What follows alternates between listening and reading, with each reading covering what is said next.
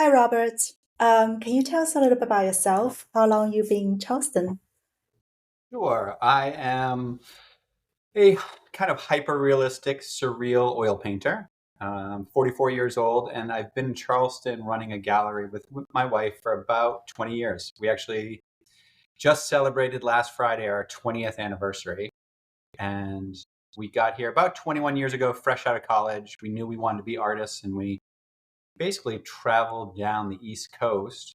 We had both spent time in Boston and Providence, New York, and we wanted to find another art market where it wasn't quite so frenetic and ambitious. And New York has like 10,000 painters a year that move to the city. So we wanted to find another type of situation where you could just see yourself being an artist for 50 years.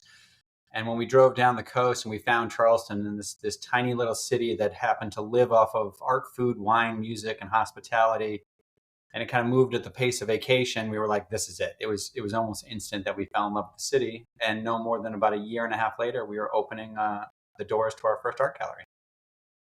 That's awesome, and congratulations on your Thank 20th anniversary. Yeah, I saw the Instagram post. That was quite an event. you. Have It you? was really neat because we basically invited 50 artists from the past 20 years to join us for a really special exhibit where we asked them to just make us some sort of masterpiece. And we kind of hoped like 80% of those artists would say yes, and all 100% said yes. So artists flew in from all over the country, collectors flew in, and we just celebrated properly last Friday night, going till about 2:30 in the morning for an art opening. So it was quite a fun night.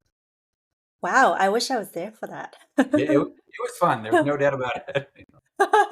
So, how did you? I mean, like, how did you meet all these 50 artists? Like, So when we through. first opened, we had no idea what we were doing. We were basically about 23 years old. But we had this idea of making a space, a gallery that was kind of a sanctuary for creativity. And instead of treating it like this white wall, concrete floor, kind of bourgeois space to, retail space, we thought of an art gallery as this kind of social hub, like a library would be, a social service where anyone could walk through the doors and kind of ignite and propel their sense of creativity. And so we had this idea, and we're like, I think, we would basically believe this idea that art belongs to everyone. And we were young enough that we decided we would just rent this tiny little retail space. We basically sold everything we owned. We convinced a landlord to give us a chance to pay the first month's rent, even though we weren't financially viable for it. And we opened the doors with this idea that we would welcome everybody, try to inspire everybody, and hopefully at the end of the day, if we were representing really wonderful artists, some people would buy the paintings and pay the bills. And what's neat is, I think we sold 11 paintings on our opening night, and those same philosophical ideals that kind of opened those doors are the same ones that we're following 20 years later. That's awesome. I mean, like, do you remember, your first opening night, how you felt? It was so surreal. I gave a toast the other night on the 20th anniversary, kind of joking because I kind of missed half of my opening night. I got so overwhelmed with emotion that I ended up drinking a little bit too much of the wine and sitting in the back room of our new gallery and having friends and family sent back one by one just so I could gush and thank them and basically just applaud their efforts in my life to allow me to kind of achieve this dream because it almost seemed too good to be true. And I was deeply in love with my then fiance, now wife Megan, and I was living the occupation that I always wanted to do, and I was also finding this role of inspiring creativity through the community that I was a part of. So it all felt almost just too special. And what was neat is we got to rehash and relive a lot of that this past week on the 20th anniversary and realize how lucky we've been, but how those young ideals that fueled the beginning are so much a part of what the gallery actually is, where its job is to, you know, promote the creative side of everyone who walks through those doors and kind of give permission to everyone who walks through the doors that they are also an artist and also creative. That's awesome. I mean, like, what is it like being the artist yourself and running a gallery? Well, what's really neat about being an artist and owning the gallery is I'm not subservient to anyone. I don't have to answer anyone. No gallery. I've been given some really wonderful offers to show in galleries around the country, and all too often that gallery owner, because they're trying to sell paintings, will ask for a specific type of work. Um, Right. and I'm fortunate that I don't have to do any of that. So I've never actually accepted any of those invitations because as of right now, I just paint exactly what I wish to paint. I follow my own Hmm. compass. I go left and right, whatever I wish to paint at any given moment is what I get to work on. And I feel very, very fortunate to do so. And because of that freedom and that inspiration that comes with that, we try to pass that along to all of our own artists. So we tell them, all we want them to do is evolve and grow. And to do that, you have to take risks and you have to Hmm. fail, you have to succeed. So we tell every one of our artists that we are expecting you to take big chances, and we'll represent you through the good and we'll represent you through the bad. But at the end of the day, our goal is not to just sell paintings. It's to promote these beautiful artists that we represent and help them get to that final destination of becoming the best painter they possibly can be. That's awesome. I really admire that. So, for yourself, how did you notice your style have evolved over the past 20 years? So as a painter, I tend to do really surreal, imaginative things. And what I Uh-huh. realized in the beginning is the less cognizant I became of the person on the other end who might buy the painting or take the painting home, and the more I just followed whatever my internal, like kind of imaginative self was leaning towards, the more people responded to it. And I found as a gallery owner, it's a very similar thing where if you paint an old pair of sneakers, it's one thing. If you paint your father's old pair of sneakers, it's a different thing. And even if the paintings Right. were identical, when you walk up to them, you'll know which one has the kind of human element connected to it. And so everything I make as an artist now is tries to be as true to myself as I can possibly be. I have two children, and they're my muses for the past couple of years. I've painted them almost 40 times now.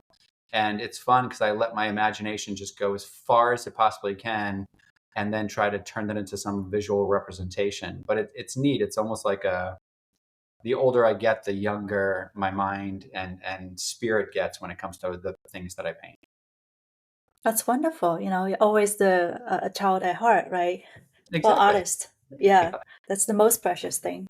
And yeah, I was lucky enough to observe in your own studio because you have it on site, right at the gallery. Yeah. And like, do you go paint every day at the gallery? Yeah, so I paint at the gallery maybe 3 times a week, and then we have a full-time artist, Nathan Durfee, who's there 5 or 6 times a week. But one of the things we did right when we first opened the gallery was we were like, let's put a studio in there and kind of demystify the idea of the artist. So Right. I've met a lot of artists along the years, over the years, and there's a certain sense of ego and superiority that can come with some artists that think as if they are more special than the rest. And what we're trying to do is the complete opposite, which is if you see an artist just doing the thing that they do, you come to realize that that's all it is. There's somebody who's taken on some craft and they've practiced and worked really hard at that. And so what we try to do with the studios is, kind of show that to other people that, if you want to paint horses, even if you've never painted a horse in your entire life, you paint one, you're okay. You paint 10, you're better. You paint 100, you'll be mediocre. You paint 1,000, you'll be pretty great. You paint 10,000 horses, you'll be amazing. It does not matter where you start or what your aptitude is for the arts. Yep. So you're saying like practice is the key, right? 10,000 Yeah. hours put into I mean, any that's pretty activity. much Yeah. it. What I've realized, almost everything in life seems to be permission based. Somebody might have the aptitude to pick up a guitar, and in 6 weeks they're doing great. And someone else might take 6 months, and another person will take 6 years. But the bottom line is anyone can play the guitar. And I think there was a long portion of my own life, and I've met so many other people where they wrote things off, where they're, oh, I'm not creative. I can't even draw a stick figure. And it's just not true. Anything you want to do. I was one of those people that didn't think I could cook. My mom was a wonderful chef in our house. And because of that, I couldn't cook anything more than pancakes and macaroni and cheese. And at some point, I Yeah. realized all I had to do was start cooking. And that was Right. maybe 6 or 8 years ago. And, I've gotten better and better. And now I feel so comfortable in a kitchen that I can cook, nearly anything. And all it really took was kind of giving myself permission first and foremost. And then, as we said before, just practice, lots and lots of practice. Right. Do you remember when you like what was the moment you knew you're an artist, you're a painter? So I had a very odd situation, almost the opposite of most artists I know, where I had a real mathematics aptitude as a child, and it came very easy for me. And I skipped a few grades when it came to math, and then took the SATs in junior high and got a perfect score on the math side. And because of that, there were all these physics and engineering um, and mathematics scholarships kind of thrown at me while I was in high school. Right. And my parents were the ones who told me to become an artist and to follow the thing that I had passion for, not the thing that I was necessarily good at.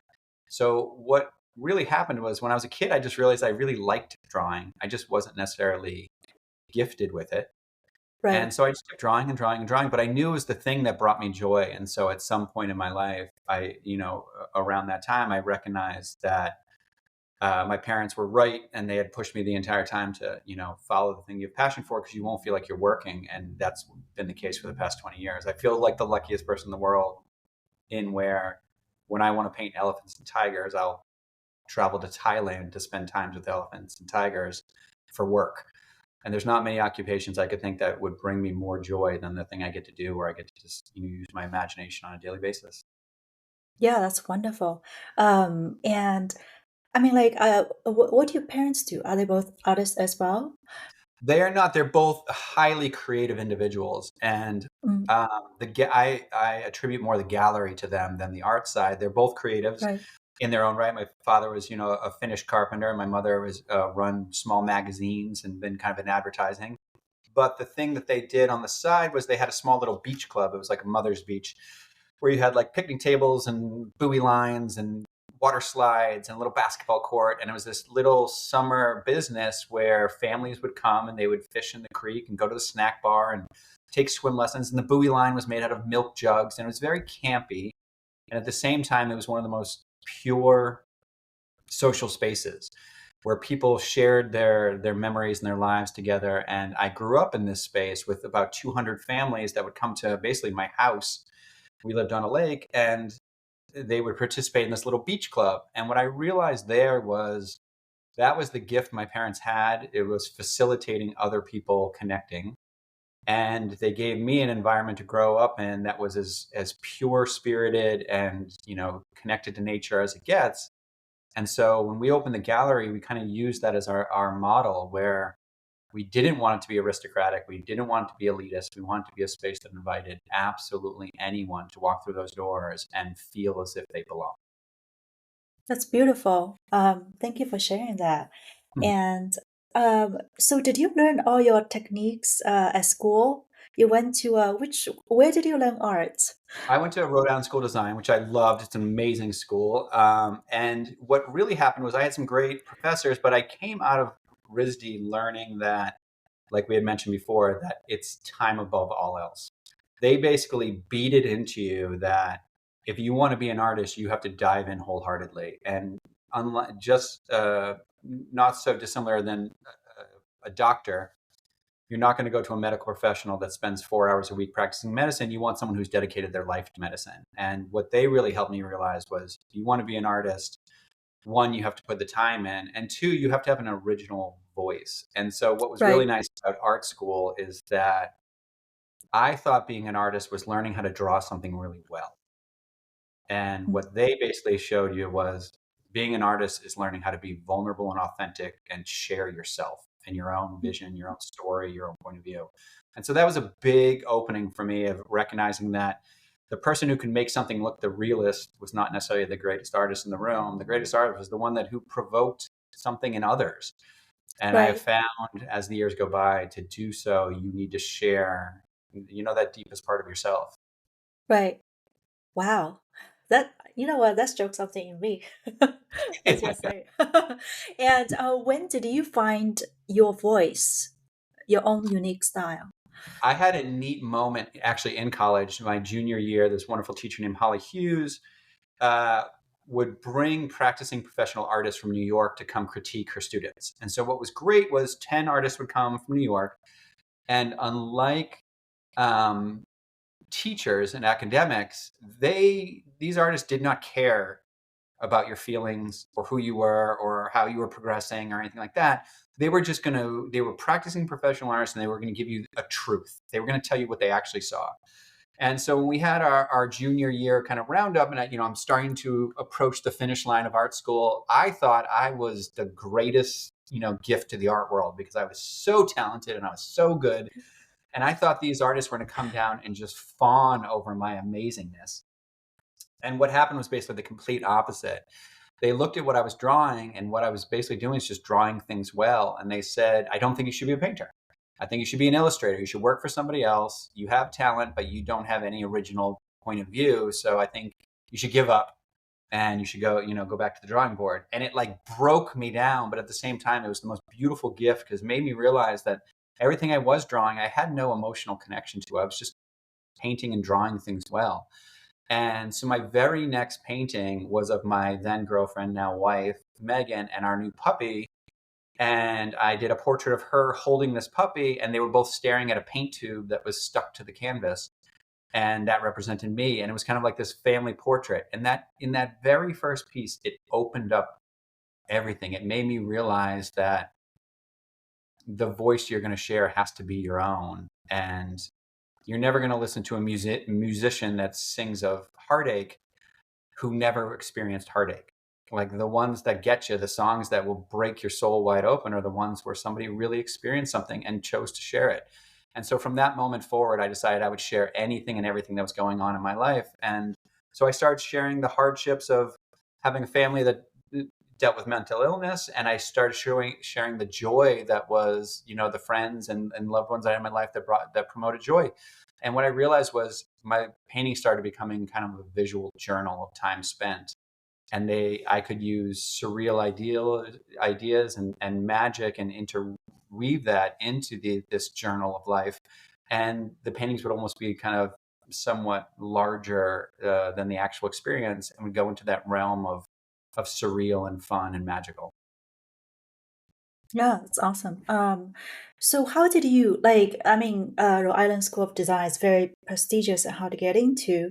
And what like at what point you knew that's the school you want to go, and what did it take for you to get into the such a great Well, school? yeah, at the time, I've always had a healthy ego. And, Mhm. I've tried now in the past 20 years in practice to really subdue that and recognize that, every person that walks this planet has the same level of importance. And we're all special in our own right. But at that time, as an 18, 17-year-old in high school, I thought I was the greatest thing ever. And therefore, the only art school I wanted to go to was the one that was considered the best. And so I wanted to go to RISD at a very young age, and that my sights were just set on that. And I was fortunate enough to get a full scholarship to RISD for the time that I was there. And the way that I basically got my foot in the door there was I originally applied, got in, but didn't get any money to help me pay for it. So I went to Northeastern University, took a semester, reapplied, and actually ended up getting a full scholarship. And the way I did that was basically my father has a work ethic that is unlike any I've ever seen, where he basically believes that, you do anything, if you work hard enough at anything, you'll achieve that. So when I applied to RISD and they asked for 3 drawings, I think I put, 500 hours into one of those drawings. And so my idea was just sheer effort to get my foot in that Mhm. door. And I, to a certain extent, I say that to a lot of young artists I meet these days, and the same thing where I'm like, you put 500 hours of human effort into anything, it's going to be great. It doesn't matter Right. what skill level is. Yeah. Well, thank you for sharing that. And so once you got in, did you know right away, like you always wanted to be a painter? Have you ever explored other medium? So RISD is great because they really push you to try anything and everything. So we had a semester where we Right. basically tried every single medium possible, every single thing you can mark make with, we tried. And I Hmm. found, I think Steven Spielberg said it once that was like, try anything you've ever been interested in. And when you find the thing you're supposed to do, it will choose you. You won't choose it. And I found that to be Oh, very love true, that. where I had dabbled in lots of different, from encaustic to watercolor to egg tempera to all these different, mediums of drawing and mark making. And the moment I kind of got my hands on oil paint, it was a done deal. I realized that there was something about this texture and the sensibility of using this oil and this endless ability to mix and create nuance that I was just in. And I've never really looked back. I've fell in love with oil painting right when I first got my hands wet, trying it. So wow, so you made an early discovery, like made a discovery at early stage of your career. Yeah, there's something, and what I Yeah. love is a lot of our artists that through the gallery are the exact same way, where they came across something and it was kind of a done deal once they discovered the thing, and all of them before that moment were trying lots of things, and then all of a sudden something just clicks, and I feel like I meet lots of creatives where they stumble into something at some point and they realize that that thing is calling them and it's what they wish to do from that day forward. That's awesome. What about like uh have you like in Charleston, what have you noticed for the past 20 years? How has the art scene evolved? I mean, when you first arrived, there mustn't be that many galleries as today, right? Charleston's always been a rich cultural scene. So because it lives Hmm. off hospitality, so much of its businesses are catering toward the people who are coming to visit the city. But when we first got Right, there, most of those galleries, even though there were a bunch of them, were regional. So everything that they were doing, and the food scene, the culinary scene was regional. So you had a lot of American South food, a lot of American South painting. And still to this day, there's a lot of that in this town. But you could feel that the city, when we first stepped foot in there, was on this precipice. It was ripe and ready to be this culinary and this artistic destination because it was the right size, and also because you meet so many creative entrepreneurs in Charleston that are seeking a philosophical ideal over a bottom line.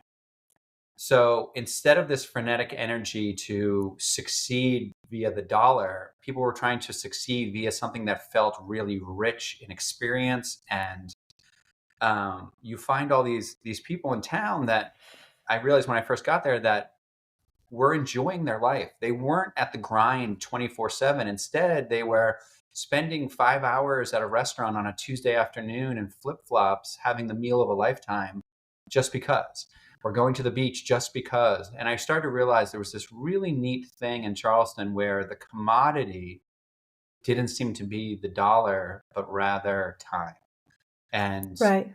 experience. And so Charleston's a really neat incubator for that creative spirit because there's a lot of cross pollination between all these artists and there's a ton of camaraderie. So I've found I've never been in an art scene where I send people to other galleries all day long and people send people to me all day long. And there's this idea of this kind of sharing effort. And there's a rising tide in the city because of it. It's a really, really special town. I think partly because of its scale and its size. Mhm. And you also have an artist in residency program. When did Yes. you start? And yeah, So like can you maybe tell us a 10 little bit? years ago, we took over the upstairs floor. We're now in a 6,000 square foot space right in the heart of the city. And it's this 300-year-old building. So it's got a lot of cool texture to it, but it had a two-bedroom apartment. And at first we were like, okay, we'll give all of our artists an ability to come stay in this apartment when they have their shows or they just need to get away and they need a respite. And then we realized, there's all these artists that will never probably show in Charleston because let's say they show in New York, London, and Hong Kong. It's not very viable that Charleston's going to be their next art market, but Hmm. I would love for Charleston to be affected by them. So what we do is we've hosted now, I think, I don't know, 160 artists or so, where we just invite Impressive. brilliant minds to come to the town and just kind of affect the city with their point of view and their talent. And so it's a neat program. It's really lax. We don't really nothing we do in the gallery is overwhelmingly rigid. We try to make everything have this kind of bohemian way to it, so it puts people at ease. And so all of our artists have spent time in that residency, and then we've brought so many wonderful other artists. And all they have to do is really reach out to the gallery and say, I'd love to come to Charleston for 2 weeks, and I'm working on a book right now. And so someone will come and they'll just write. And I feel like every time you bring one of these brilliant minds into town, you're infecting the city, but you're also affecting the gallery. So I feel like it's charged up with all these brilliant creatives that have come through the doors. That's awesome. I am tempted to apply for You next can. summer. Anytime. Again, like I just love our building has been an art space since 1919. It was a music conservatory in the 1920s. It was a sculpture studio, a foundry in the 40s.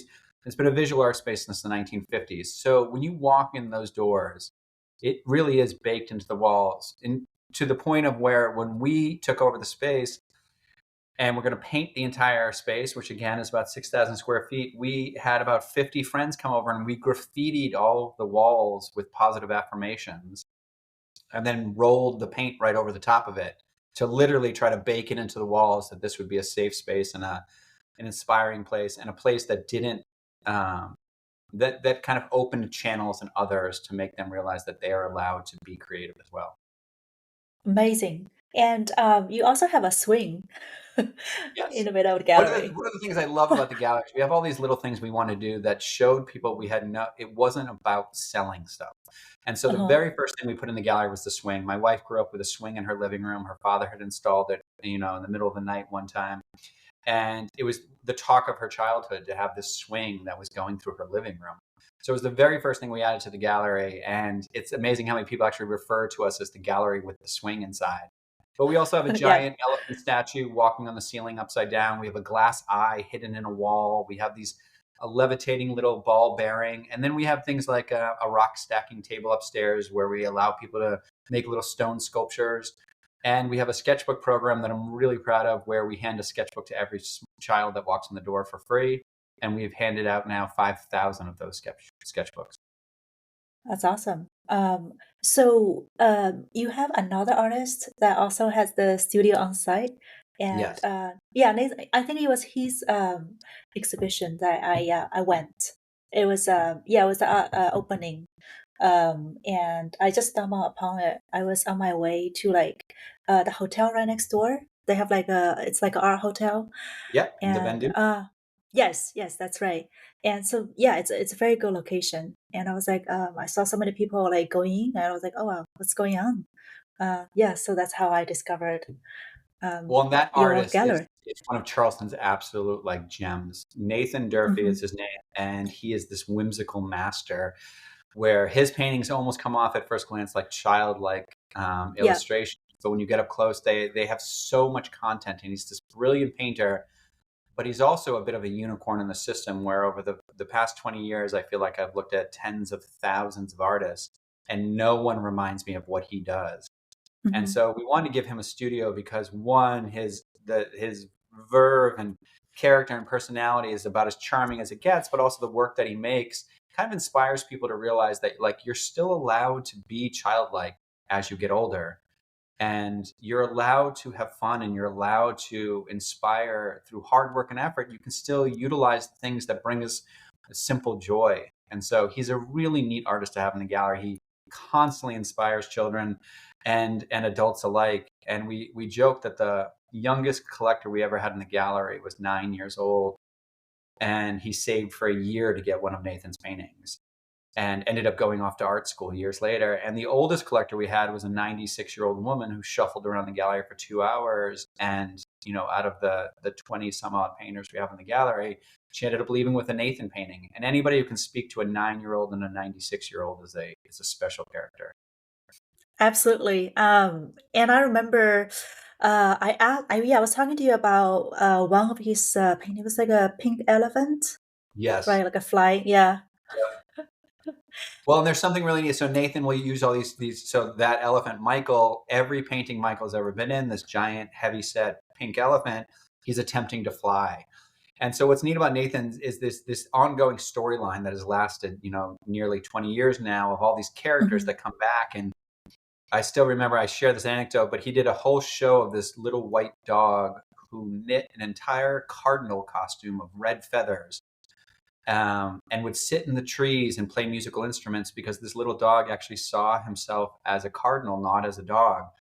And I still remember Nathan giving this lecture to this whole crew of people when he was a featured artist for the city. And he was talking about how we're all kind of these little white dogs who wish we were something else sometimes. We just want to fit in and we want to belong.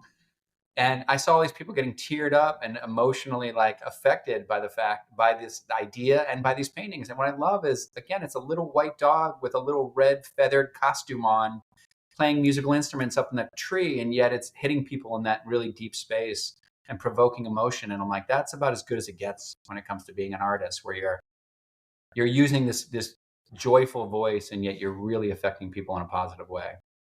Right. And how do you remember when you first meet Nathan? Nathan came in the gallery. We've always been a fortunate to be one of those galleries in town that a lot of young artists are drawn to because we're a little more progressive, a little more contemporary. And Right. so he had just graduated from Savannah College of Art and Design and was kind of showing in a wonderful gallery in town called Modernisme. And the owner of that gallery, when she was closing, came to us and said, "You have to pick up this artist. He's so special. He's this diamond in the rough." And so he came to a gallery opening, and he kind of matches the paintings he makes. So he was wearing like an Argyle sweater and ridiculous socks, and was carrying a briefcase and had a silly hat on, and kind of matched the characters in his paintings to some degree. And you realize that everything about him was whimsical and wonderful, but it was also really authentic. You could tell that Right. he wasn't playing a role. This is actually who he was. And we were immediately drawn to that type of character. And when did you invite him to, just paint on site? Almost immediately, we invited him to show with our gallery. And then when we took over the second floor of our now current 2 Queen Street space, we knew we wanted to put a second studio in there. And there was basically no one else that would fill that role as well as he would, because we knew he would not only kind of give the behind the scenes of what it means to be a painter. He's one of the hardest working artists I know, but he would also give people permission that what you paint doesn't have to be overtly formal. Because I Hmm. meet all these artists that they think painting is, a vase with flowers. And that's fine if you love flowers and you love vases. But there's so many artists that think making something artistic has to fall into the category of what they think that genre is. And what Right. I love about Nathan is, he's painting armadillos wearing bathrobes. And when you see an artist doing that, it gives you a little liberation in your own mind that anything can be turned into art. Hmm. So have you among the collectors, are most of them local or traveling, like Most visiting of them are actually Charleston? traveling. I would say that, we have Yeah. about 20% of work stays within the state, and I would say about 80% leaves the state. But Hmm. Charleston's become this real little hip spot for people to, hop on down from New York, DC, LA, all over, and they'll come in for the weekend. And what's nice is, because the city lives off art, food, wine, music, culture, it's one of these towns where it's like it's a real easy place to go on vacation, because there's this kind of happiness that hangs in the air because so many people are on vacation. We don't have a lot of other industry, so it's not like we have a giant financial district or anything like that going on. So almost everyone in Right. town seems to be enjoying themselves and moving at this really nice pace. And so you find a lot of people. We'll have people who only, do their fashion shopping in Charleston, or only do their art shopping in Charleston, because it feels accessible and easy, and people remember your name, and there's just not quite the same scale that some of the bigger cities will have. So you end up feeling like you're very much a part of something. Hmm. And how did these visitors discover your gallery? I don't really know where people. When we first opened the gallery, we just stayed open like 80 hours a week and hoped people would walk in, and we were on a good street so people would come in. Right. Um, and then what started to happen is we started to get a really nice reputation throughout the art world of being a gallery that was run with kind of a different idea behind it, because Uh-huh. Megan, my wife, and I are both artists. We try to run a gallery the way we think artists want to have it run. And so what happens is that idea kind of just spread like wildfire through the art community, and even the collectors community. So we have a lot of collectors that come in that they don't want it to be this elitist system. They want to buy something because their heart sings a little bit when they see something. And we're Right. going to be the first people to kind of help garner somebody, or guide them into that type of purchase, not something that's all about investment and appreciation. All of our artists are renowned, and all of them have come so far, and they're all highly collectible, and their prices never stop going up. But at the end of the day, the art that you buy, I want you to like, it somehow it becomes part of your own visual journal. It hits you in the gut. It means something to you. It grows with you.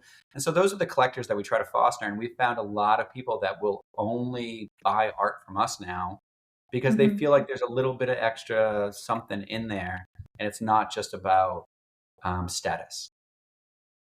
Right. And how did you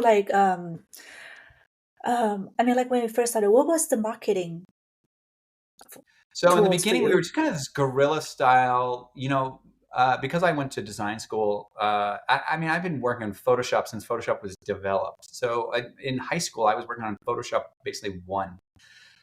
And so I had my own design skills. And what we realized were we're like, I think people respond to just authenticity. So instead of trying to fake it and sell somebody something, we would just be so upfront and honest of what we were doing and why we were doing and what we like. So if a collector looks at me and go, "Oh, I love this piece," I have no problem saying, "Actually, that's not one of my favorites. I'm not a big fan of this bottom left-hand corner, and I think it gets a little muddied up." And what I realized is collectors were so responsive to the fact that I wasn't trying to tell them, kind of reflect back to them why they have this great taste and why it is the perfect painting for them. Instead, I just give them my truth at all times. And all of our gallery director Curry and Madeline and my wife Megan, we're all kind of that same way where I'm like, I'm not trying to deceive anyone into a sale. Instead, I'm just trying to promote these artists that I wholeheartedly believe in, and I we pick them up for a reason. We have a very small roster, and the idea was to not represent the commodity that is the painting, but instead represent the human being. And so any Right. painting in our gallery, if somebody falls in love with it, I can just tell you how wonderful that person is and where their art kind of comes from. And with that, we realized that instead of trying to overly market, uh, when it came to marketing, instead of trying to overly kind of saturate and get collectors that way, we would try to connect with people as much as possible. So if people Hmm. follow our social media and things like that, we have no problem being self-deprecating or silly or ridiculous, and not with the guise of trying to sell always, but instead the idea of just sharing the creative side of the art scene. And when we do that, we realize that it works. You know what I mean? People believe in the gallery because we're not trying to, you know, sell them something. Instead, we're trying to share something with them. Right. And how many artists do you represent right now? About 24 artists full time, and we never really want to go above that number. So even though we have artists Right. from all over applying on a daily basis, our idea was to find artists that, character first and artwork second. So we love who they are, we believe in what they're doing, but also I love artists where I think if they were on a deserted island, they would be making paintings because there's Hmm. something in their blood to do so, and that's their overall goal. It's not Instagram likes and followers. It's they want to become the greatest painter. Because I meet all these artists now, especially young artists, who are so in love with the idea of notoriety and fame that that's kind of what they're seeking. And I feel like the greatest artists you're ever going to meet are the ones that have some little charge inside them to find something out, figure something out, and to express it. And that's a lifelong journey. And so all of our artists fall into that category where they are all very, very hardworking, and they all Hmm. desperately want to, like, realize something within themselves when it comes to how Hmm. they make art. So, are most of these artists like local artists? No, when we first opened, there was definitely a lot more, a higher percentage. But like the last time that I did a call for entry where we were trying to, really add one new artist to the gallery, 600 Right. people. And those people came from all over the country slash world. And we have many European artists that are also applying. And again, what's happened is I think we've just gotten a good reputation of representing artists wholeheartedly. So instead of, I've met a lot of galleries, and nothing against them, but I know a lot of galleries that they'll represent 70 to 100, 200 artists, and they're basically selling the paintings, but they're not really representing the people. I love representing the people. So Hmm. we've kind of capped it that we can never have more than 24 artists. Hmm. I see. Okay. And I mean, like, when would it be the next opening? Like, do you have any advice for the new artists wanting to apply? So what we basically do is we came up with this concept of we'll have this very small roster of 20 artists. They'll always be with us, but then we'll do like 4 to 6 major group shows a year. Okay. And so we have a show coming up in February that's called Younger Days, and it's all about nostalgia. So you have to paint something that kind of evokes that childlike magic. And so what we'll do is all these artists who apply to us, if they write us and introduce themselves, we'll kind of curate and look at some of those artists and see if they fit in some of these group shows. And so what happens is when we do the group shows, it's about half our own artists and then half artists that have applied to the gallery along the Hmm. way. And so that's really how we add new artists into our repertoire. And then if somebody's very, very popular or it really works or we fall in love with who they are as a person, then there's a chance that we go to that next step and start to kind of represent them on a more regular basis. Okay. I see. What about like, do you go to any art shows? Do we go to art shows? So we don't. Yeah. We go to visit them and find artists. So I love Uh-huh. going to like Art Basel. Right. the LA Art Show, but I much prefer to be the visitor Right. because I know how hard those galleries work at those shows to sell and Uh-huh. to promote themselves. And as of right now, we find ourselves in one of those situations where we've been enterprising all these years, and we grew from a 900 square foot space to a 2,500 square foot space. And now we're in a 6,000 square foot space. And at some point, we realized that I would rather put our excess time and energy into things like the sketchbook program or scholarship funds or all these other things that, so we have a scholarship that goes to the College of Charleston for a graduating senior. And I'd rather enjoy the life that I lead with my dear, we have a beautiful tribe of friends in this town, and I have wonderful children that I want to watch grow up. So we've decided to try to hold back from enterprising anymore. And I know the Right. moment you get into that show circuit and start going to these shows, your business basically just keeps growing bigger. And I don't need it to be bigger because it's very fruitful right now, and it allows us to Hmm. live a life as well. That's awesome. And are you going to Art Basel, Miami next month? Yeah, I think we will be. We usually kind of shotgun get down there at the last Yeah. minute, so I would like to. I actually haven't been in the past 2 years, so I would love to get down there. One of the most popular things in the gallery is I was down at Basel the year that someone sold the duct tape banana, Right. um, the Robert Catalano piece, and so I came home and painted a duct tape banana on the gallery walls. And it tends to be a bit of a little tourist attraction where people come through just to see the banana duct taped on the wall that's not real. Yeah. But I remember how fun it was to be down there that year and see all these people kind of fawning over a banana duct tape to the wall. I love that. I think I might have seen it. Yeah. Anyway, and so do you normally like travel with a group of artist friends to these events? More often than anything, my wife, I mean, she's a brilliant painter herself, and we've been, basically joined at the hip since we were 19 years old. And so I have wonderful artist friends that are in Charleston. We don't tend to travel that much together, but Right. we bounce ideas off each other on a daily basis. But when it comes to anything, when it comes to travel, it's usually my wife and family. So like when you first met, like what was your like how did your partner influence your style over the time? So Megan is just one of those, like, I think all those beautiful relationships that stand the test of time are those ones where one person is the medicine for the other person. Right. And we are built slightly different. Our personalities are different. Our way of doing things are different. But what we've realized is we're just a really nice kind of yin yang for each other. So the nicest part about having an artist as your partner is we've learned to brainstorm to the ends of the earth, but also to learn how to critique and to point out a different point of view when it comes to looking at work. So we never stop kind of breaking down the work that we're making so that it can continually grow from there. And I've realized that there's a lot of artists I've met that actually are anti the idea of critique or criticism because they think it's a negative. And one thing I learned at RISD was it's the greatest gift you could be given because you still don't have to take any of those criticisms to heart, and you don't have to even utilize what other people say, but it's so nice to have someone else's lens on the world looking at your own work because they'll offer you insight towards the things you're not necessarily seeing. So one thing that's great about having a partner that you live with is we never stop kind of digesting and dismantling the work that we're making and kind of pushing back on each other on how we can both continually grow. Right, that's wonderful. Do you have any advice for someone who's just starting, maybe just graduate from school and want to make it in the art world?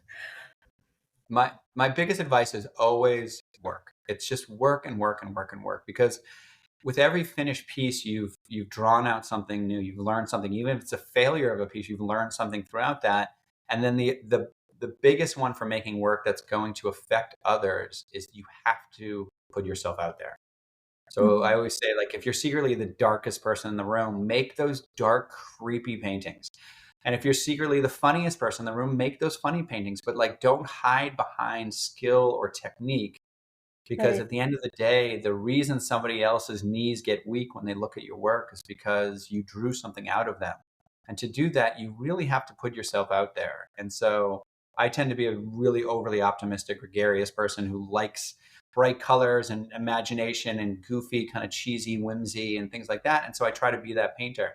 But I meet a lot of painters who are trying to be something they think will be popular.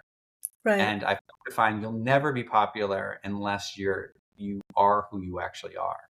And Right. so if you're a young artist, just figure out what moves you and work from there.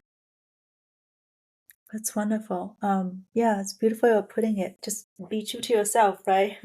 Yeah. In every single And way. what's nice Yeah. is when you are that artist, you just let the chips fall where they may. I meet artists who, I think are 10 times the talent level of someone who's selling work for 10 times their price point. And I'm like, if you're using the dollar as the evaluation point, it's crazy because it reminds me of like if Justin Bieber sells the most albums, it doesn't make him the most talented musician in the world.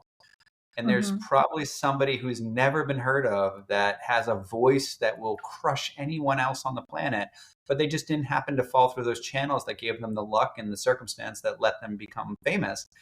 And I feel like art's the exact same thing. If you're concerning yourself with other people giving you the pat on the back to tell you you're good at something, you're missing the mark. Like the greatest artist you'll ever be is the one that feels the most true to you. And so it's really important when you're working that you try to allow yourself to come to the forefront of it.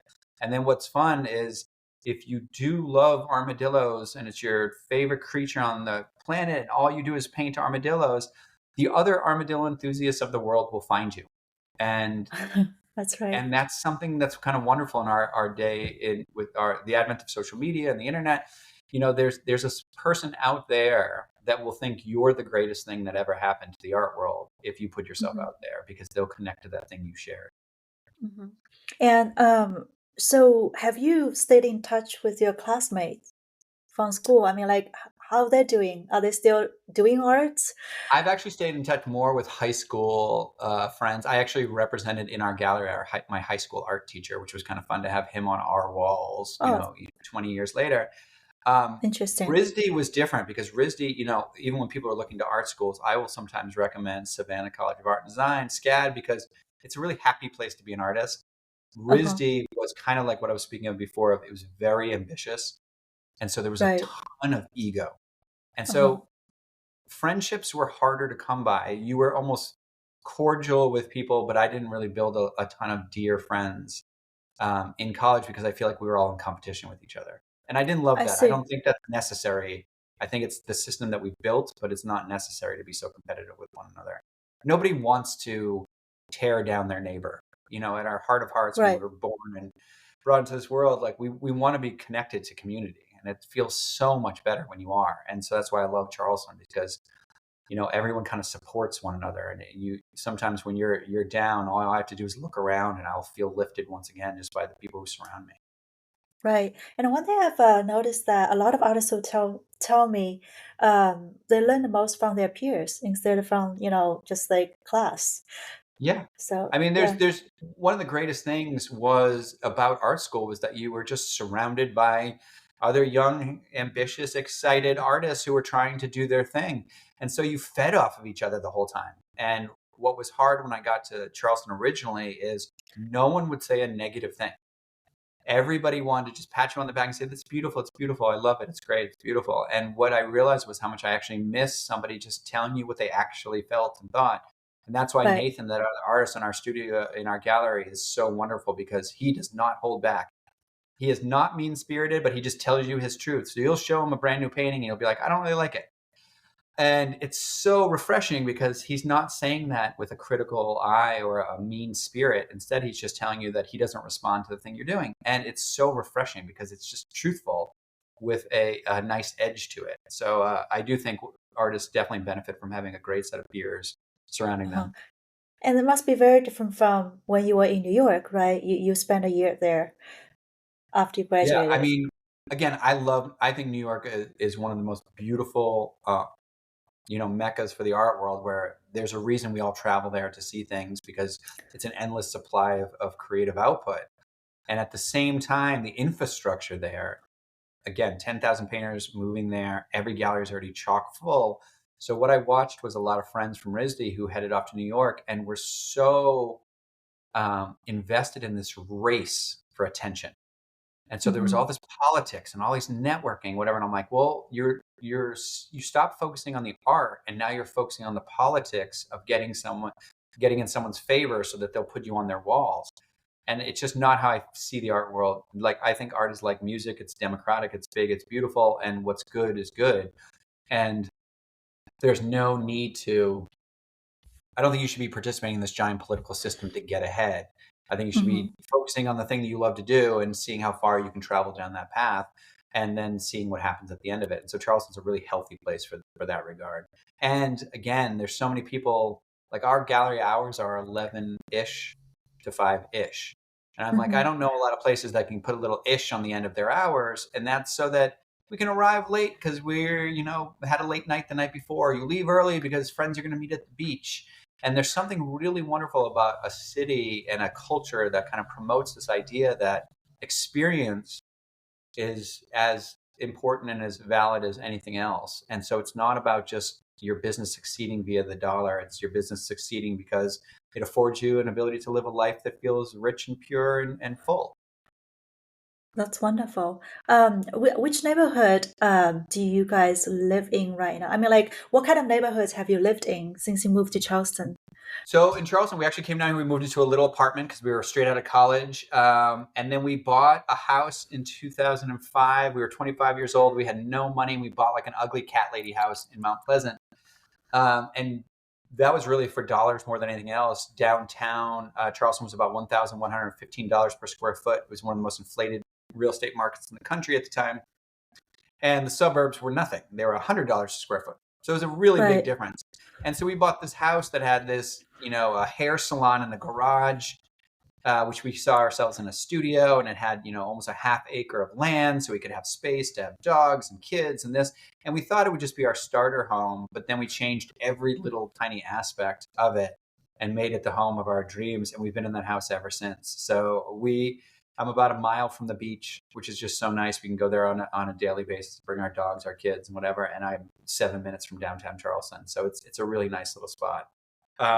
Although I envy a lot of the people that live in downtown because it's a really neat walkable city where you can get from one side to the other in about 40 minutes, and all you're walking by are wonderful restaurants and places right. to for yourself. What are your favorite restaurants? Because there's so many. Oh, my favorite restaurants. So I there's a lot of the same as other people will say, but 167 Raw is my favorite spot in town. It's a great kind of Yeah, unique seafood. that was the first I restaurant I went. Like, I love that well, place. yeah, There's yeah, just a yeah, vibe in there that reminds me of what Charleston is. It's cosmopolitan, but it's relaxed. It's got a unique menu, and it's really really fresh. Um, I love Fig. It's a fantastic restaurant. There's a place on Sullivan's Island called The Obstinate Daughter. yeah. I I've love been there Lee. as well. Yeah, there's a Yeah. place called Leon's that I love. That's Uh-huh. like an old gas station turned into this hip little joint that does fried chicken sandwiches and frozen gin and tonics, and it's got a vibe to it. Edmund's Oast is one of the coolest kind of breweries in town that turned into they have like a 3,000 square foot outdoor post and beam outdoor Bowery bar that's really cool. And then one of my favorites is Charleston Grill is a really neat thing if you want to have a meal that make you feel like you had the meal of a lifetime. They know how to make people feel really special.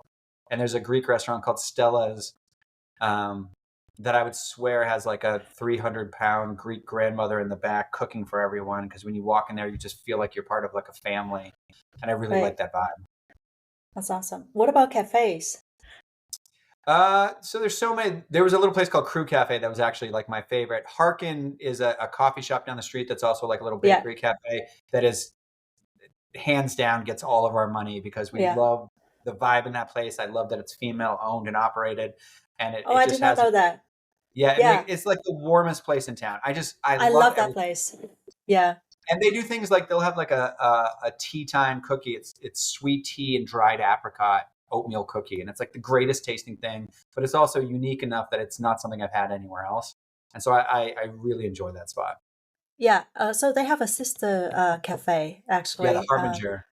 Yes, I love Yeah, both of them. they're Yeah. both The fantastic places. And Yeah. the interior is very special, right? Mhm. So one thing I love about Charleston is that you don't have many like a chain, Yeah. cafe or restaurants. Most of it just like very local, just like And yeah, very again, you unique. meet a lot of those those owners, and you'll find that they have a different.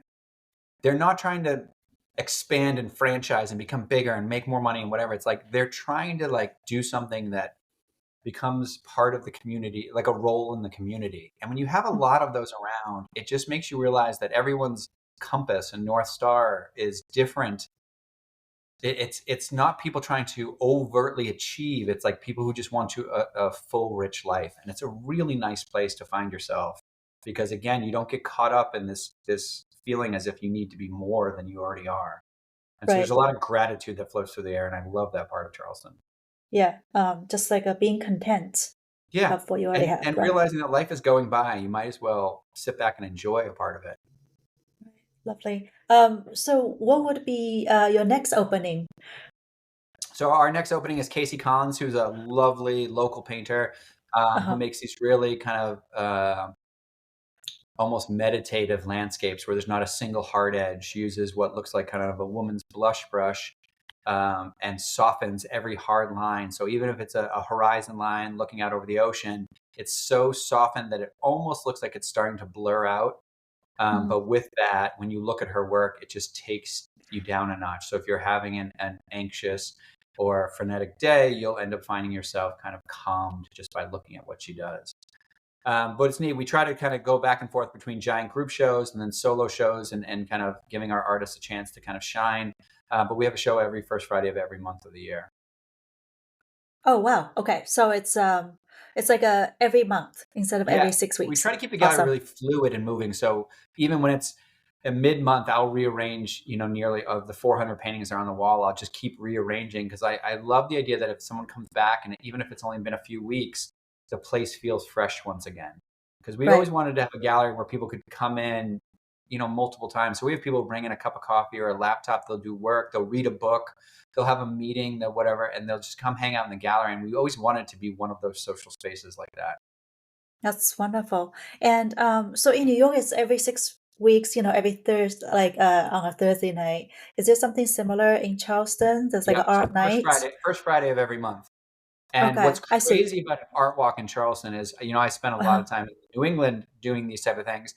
Is it was always there was a class level, and there would be white wine, to be soft music.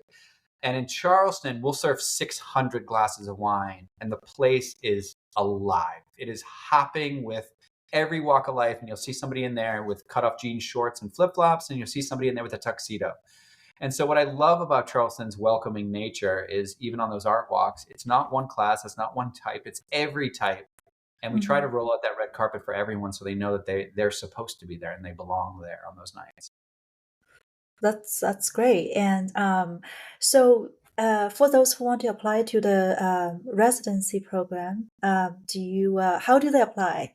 Just like on your website, reach out to Yeah, you? there's information on our website, but again, we try Uh-huh. when I first got out of school, there were still all these galleries that had all these regiments for how you apply to just the Right, gallery itself. And they would be like, oh, I need 20 slides. I need your right, CV to be in this format. It has to be done. Do it through our website. And so when we opened a right. gallery, I was like, I'm not doing any of that. I want people to do whatever they want to do. So I tell Uh-huh. people, I'm like, we are really casual. You can be casual with us. You can apply to us just by introducing yourself, attach a couple of JPEGs, maybe a link to a website or your Instagram and just kind Right, of share a little bit of it yourself. And that's how we try to start those journeys. Because I don't think any of it should be overtly formalized because right. it makes people feel as if they're not good enough or that they can't participate. And so I'd rather, no matter where you are in your career, I'm going to be open to connecting with you and adding you to our repertoire of artists that we might work with and for a show in the future. Fantastic.